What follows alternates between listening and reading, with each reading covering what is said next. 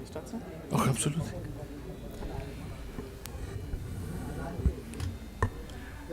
Good afternoon, everyone, and welcome to the press conference for the closing film of the 53rd edition of the International Film Festival of India. We have with us the director and Polish maestro, Krzysztof Zanussi. He is the director of the film The Perfect Number, which is the closing film, and also happens to be a contestant in the international competition. So before we get into the synopsis of the film and an intro, I'm sure Sir does not require an intro, but even then, we'd like to play the trailer. Can we have the trailer for The Perfect?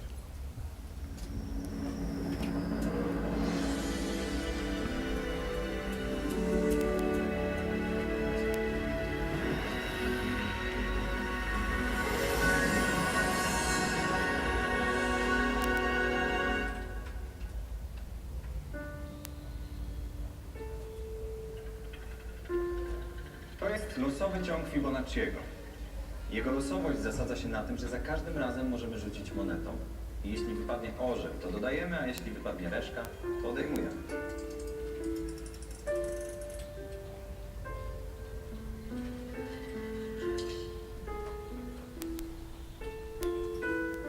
Teolog powie ci, że w tym jest ślad Boga. W tym? Mhm. A matematyk jedynie liczy. Reszka. Czy za tym wszystkim ktoś stoi? Czy jest tylko chaos?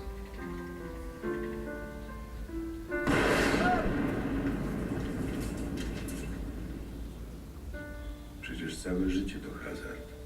Ryzykowałem czasem wszystko, co miałem.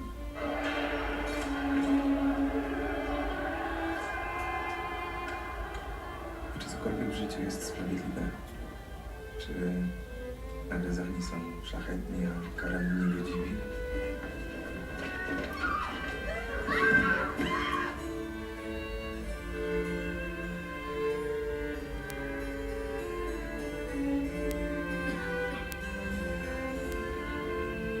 Jeżeli jest jakiś potem.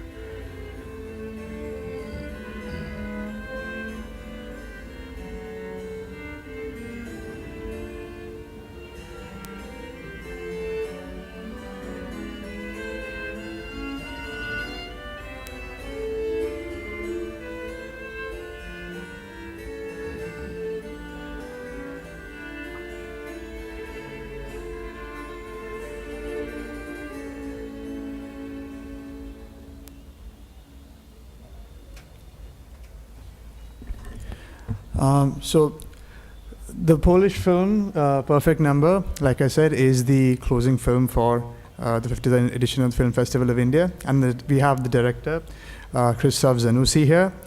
I'm pretty sure that Sir needs no introduction because he has been a regular at film festivals all over the country and all over the world. Right. He has also won multiple awards, multiple Palm d'Ors. You name a festival and Sir has probably won that particular festival.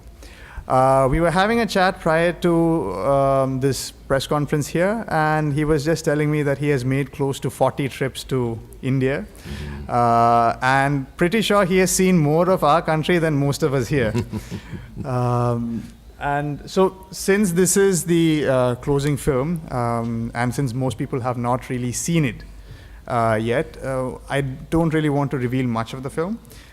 It is about a young mathematician who meets his long-lost cousin who is wealthy, and this meeting sort of changes both their lives in various ways. I'll just leave it at that. Well, that's correct. Yeah.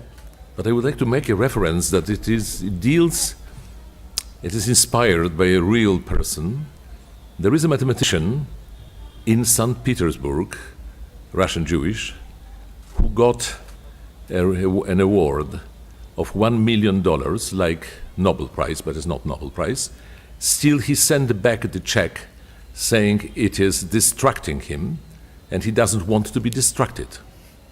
So I think it is quite remarkable nowadays that after centuries of running to be richer, running after money, maybe where humanity is becoming mature, to understand that having, possessing, is not essential, that we have other problems which are probably more important and more interesting. And I'm a physicist from my first studies, so I come back to the beginnings and try to present a question that has been present in philosophy of, I think, all civilizations. In my European civilization, it was Blaise Pascal who asked the question, is there something or nothing?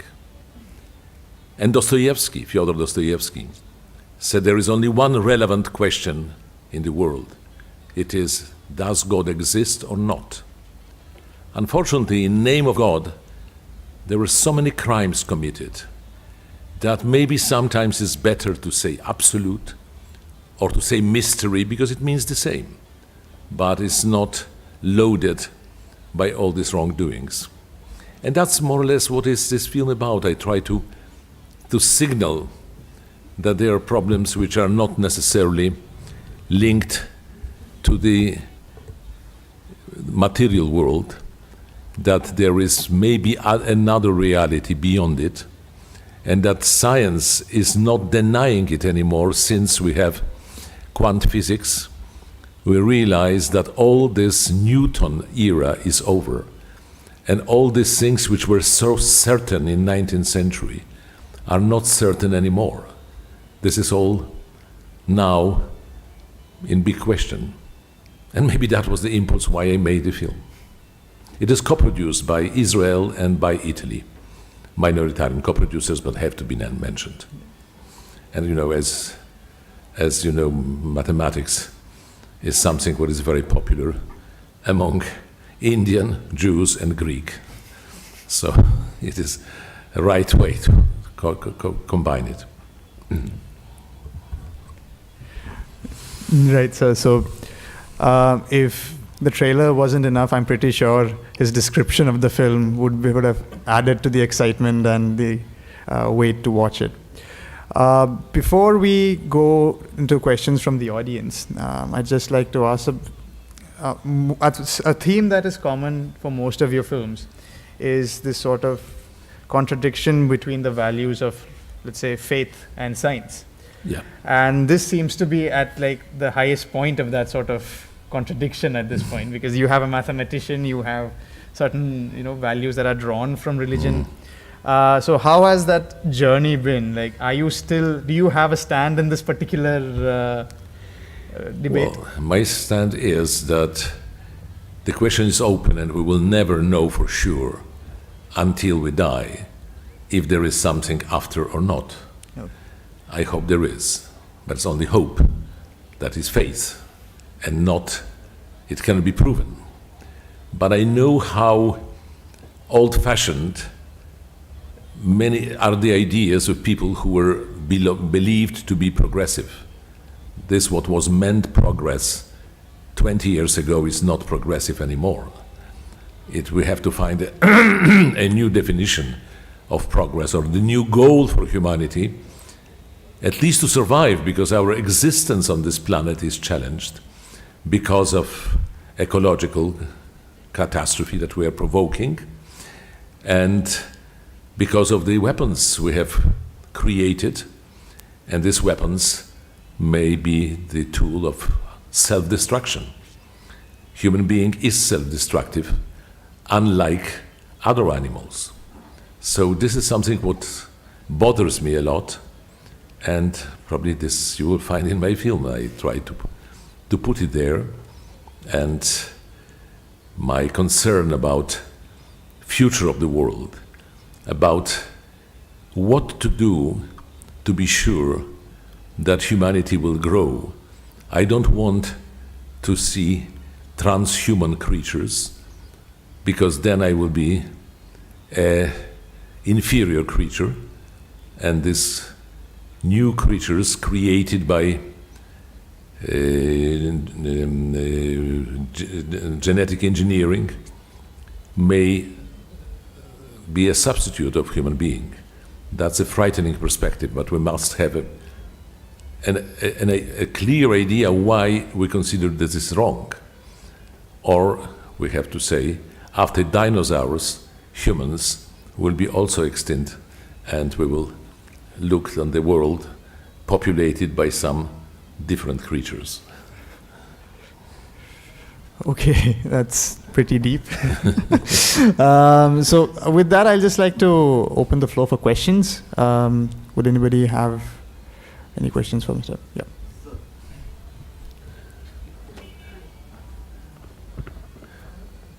Through your films, what do you want to seek or what do you want to search? Please. Well, I am in a permanent quest for sense, because either the reality that surrounds me is totally chaotic or senseless, and sometimes when I am on the edge of despair, I am afraid this may be true, or there is a hidden sense and we are only partly blind and don't notice it. And that's my hope. So in a way you are searching the reality, real reality or something. Yes, but this reality is beyond material reality, which I can see with all my senses, and which traditional physics was able to describe in Newton times. But remember, Newton is buried.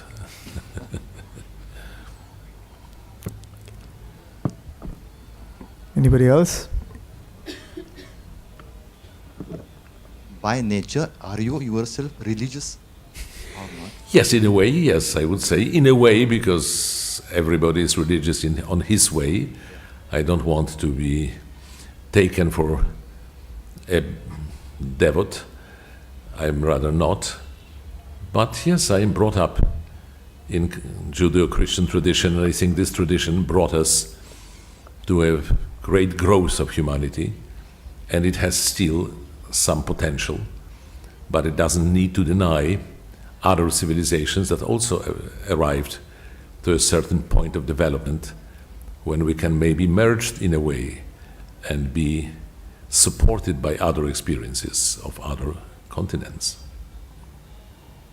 As you see, my protagonist, you have seen it for a second, being maybe Christian, but exercises yoga all the time.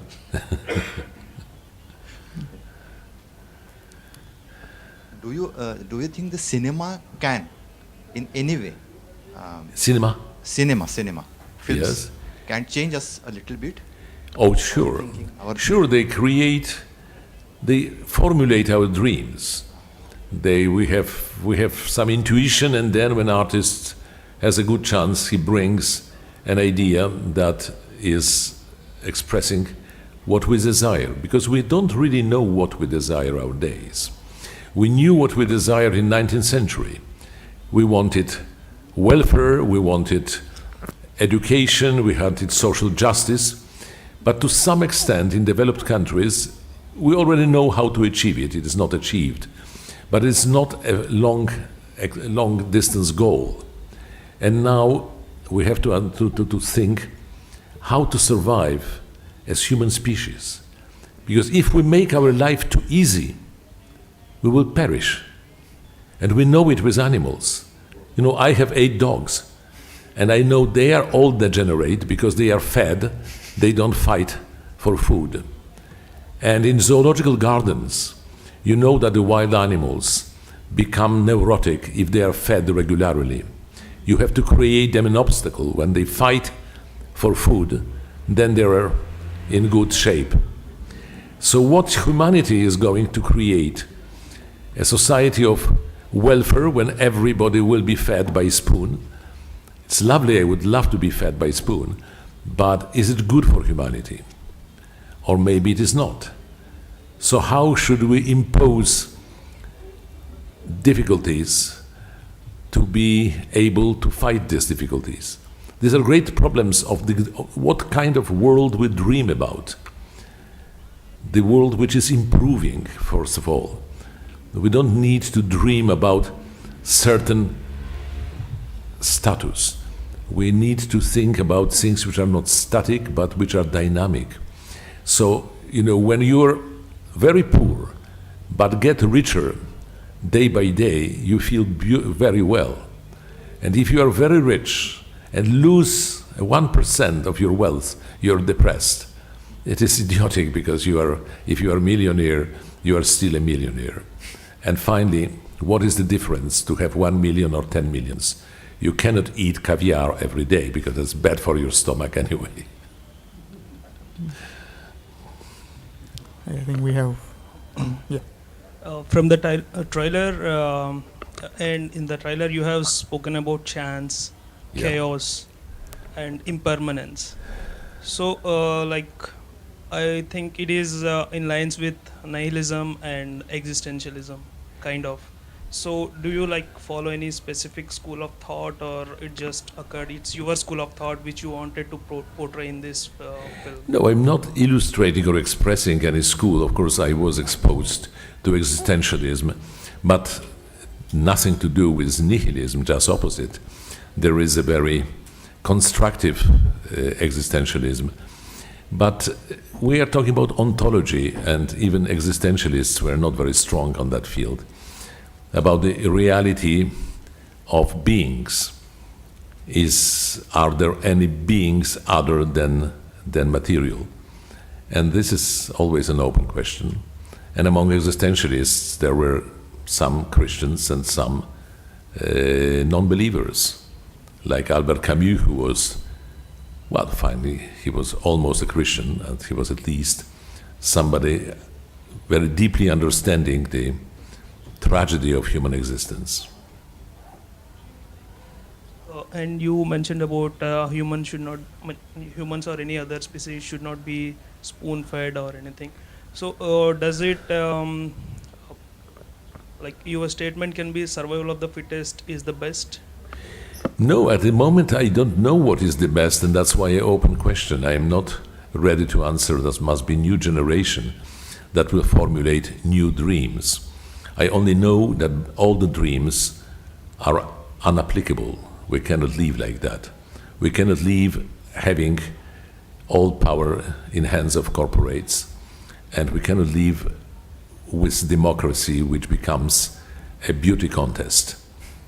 You know, this is too dangerous, and we must find another formula how to govern 8, we say millions, you say lakhs, I think, of humans that are on this planet. I think we have time for 2 questions. Yeah.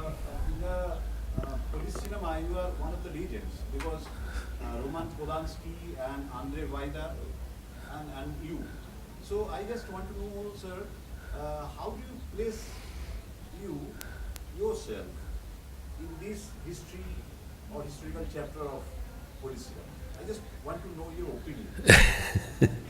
You know, all artists by nature are very egocentric, and this is not healthy. So I try not to look too much to the mirror. I know both of my distinguished colleagues. Fortunately, I like them both. It would be far more uncomfortable if I hated them, but I don't. And I think none of them hates me. I appreciate the versatility of talent of both my colleagues. I don't have such versatility as they do. I stick to the author film, which interests me most. But I appreciate what my colleagues did.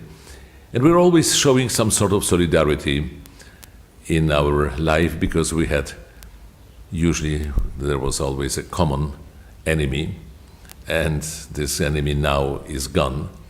But commercialism is also an enemy that kills a real message that can be in films. We have one more question. You can say about this, my query regarding our Satyajit Ray. Well, first of all, Satyajit Ray was the first artist to open my mind to India. Rabindranath Tagore was second. But I know that Satyajit Ray's films were more understandable and more appealing to European audience than to Indian audience at that time. They were far away from popular cinema in India. And I know that Satyajit Ray suffered a lot because of that. But it was the same with my distinguished colleagues in Italy. After the war, they were making this neo-realistic cinema that was appreciated all around the world except Italy. In Italy, it was totally ignored. Nobody wanted, when they were getting rich, they didn't want to see the misery of being rich. And that's what neorealism was showing, what price you pay. And for that reason, I would say my relationship to my colleagues is really good. One last question. Sir, you spoke about not running after money, but then where do you draw the line? Because at the end of the day, making cinema also requires money. So, well, I don't say money itself is bad, like matter is good, but you must not make money your idol, because then it paralyzes your life and your dreams. We now, in many countries, consider the basic payment for everybody, which is a very daring concept. I don't know when and if ever it will be applied, but robots should substitute most of the work. Only problem for us artists is to create a dream. What to do if there is no must of work, that we are all voluntaries and we work for satisfaction and not to earn money. Absolutely similar problem with sex. How to make life reasonable when sex is separate from love. What can we do? We must find some new scale of values and learn to live with it. Very daring. So then when such problems I see in front of me, I think, thanks God, there is a young generation, they will cope with it. Do we have one last? Yeah. Sir, I would like to ask you that, as you said, we need a progressive, to face this progressive tomorrow. Do you feel that this minimalistic approach, if this we all human beings, if we adopt this, this is going to help us for the so-called progressive that you are trying to talk?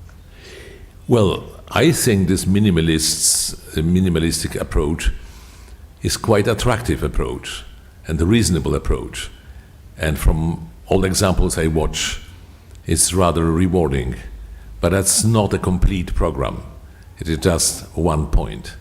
But to make your life well organized, you have to have a clear scale of values and see what is more important, what is less important, what is worth making sacrifice, and what is not worth making sacrifice. And definitely having a second car is not worth any sacrifice whatsoever. Better sleep longer and go for a walk. And don't waste your time, because you cannot drive two cars at once. Okay, thank you, sir. With that, we will end this media interaction. I thank you for giving us the opportunity to pick the brains of such a distinguished author such as yourself. And perhaps, again, I'd like to end by saying that just like the trailer, I think any 2 lines of what he's just spoken now would be enough to get people to run to the theaters to see what he has to show. We are honored, sir, to have you here, and also honored to have your film. Thank you. Thank you very much for inviting me again.